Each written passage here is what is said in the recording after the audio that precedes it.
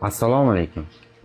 Ushbu murojaatim Qozog'iston Respublikasi Prezidenti Qosim-Jo'mart Kemelovich To'qayevga. Hurmatli Qosim-Jo'mart Kemelovich, sizga Qozog'iston Respublikasi ravnaqi, Markaziy Osiyo xalqlarining do'stligi va hamkorligini yanada mustahkamlash yo'lidagi ishlaringizga muvaffaqiyat tilagan holda o'zim va oilam nomidan salomatlik tilayman. Va siz bilan muqaddam Qozog'iston Senati raisi lavozimida ishlagan vaqtlaringizda siz bilan muloqotda bo'lish nasib etganligini bildirib o'tishdan mamnunman.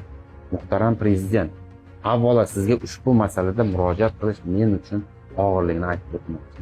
Markaziy Osiyo xalqlarini rahbarlari boshchiligida o'zaro qarindosh xalqlar o'rtasida yaqinlashuv bo'layotgan bir vaqtda ayrim ko'ngilsiz va tushunarsiz holatlar bo'layotganini ko'rsatadi. Aytish kerak, biz ko'p millatli mana shu O'zbekistonda yashaymiz. O'zim qozoq millati vakiliman.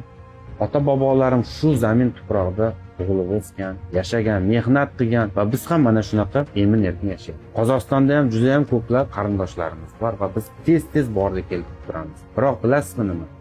Har safar O'zbekiston va Qozog'iston chegara postlari orqali o'tishda biz mana shu chegaradagi o'ta qo'pol va diskriminatsiya holatlarini ko'rib ko'nglimiz ranjiydi ochiq. Jumladan mana shu Qozog'iston tomonidagi Qoplonbek va boshqa chegara postida xizmat qiluvchi Qozog'iston tomonidagi xizmatchilarni O'zbekiston fuqarolariga o'ta qo'pol munosabatda bo'lishdi. Ularni soatlab navbatga turg'izib, turtkilab, o'zlarini noprofessional tutgan holda kamsitishlari ochig'i O'zbekistonning har bir fuqarosini qattiq ranjitib kelmoqda. Odamlar e'tiroz bildirsa yoki savol bersa, o'sha savol egasini atayin navbatda oxiriga olib borib turg'izib qo'yish holatlari ochig'i juda bir ko'ngil xushlik darajasiga aylangan u tomondagi xizmatchilarga.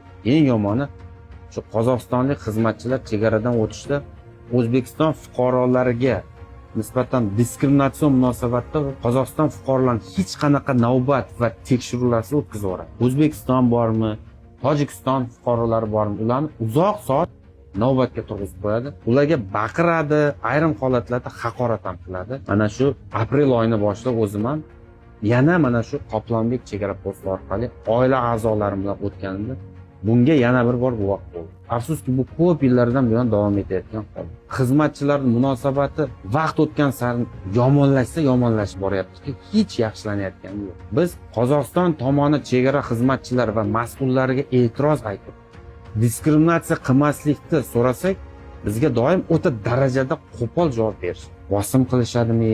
O'zbekiston va Qozog'iston davlat rahbarlari ikki xalq o'rtasidagi aloqalarni yaxshilashayotgan bir vaqtda qozog'istonlik chegarachi xizmatchilar bu ishlari ikki xalq o'rtasidagi mana shu abadiy do'stlik, qardoshlik munosabatlariga salbiy ta'sir ko'rsatyapti. Ochiq aytish kerak. O'zbekistonning minglab, balki millionlab chegaradan o'tayotgan fuqarolari Qozog'iston tomonini bu diskriminatsion munosabatdan qattiq ranjimoqda. Lekin afsuski ularning ovozi sizgacha yetib borayotgani yo'q. Qo'rqishadi, jur'at qila olmaydi buni.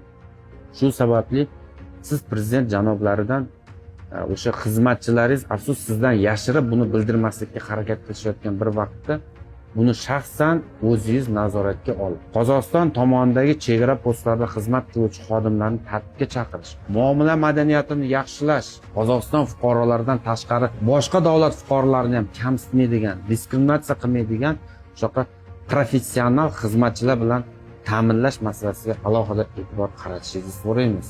Umid qilamizki, sizni bu harakatlaringiz xalqlar o'rtasidagi do'stlik, qarindoshlikni amalda yanada yaxshilanishiga xizmat qiladi. Sizga yuksak hurmat bilan Rasul Kusherbayev, O'zbekiston Respublikasining fuqarosi, O'zbekiston Respublikasi Ekologiya qo'mitasi rais maslahatchisi, O'zbekiston parlamentining e'tibor uchun katta rahmat.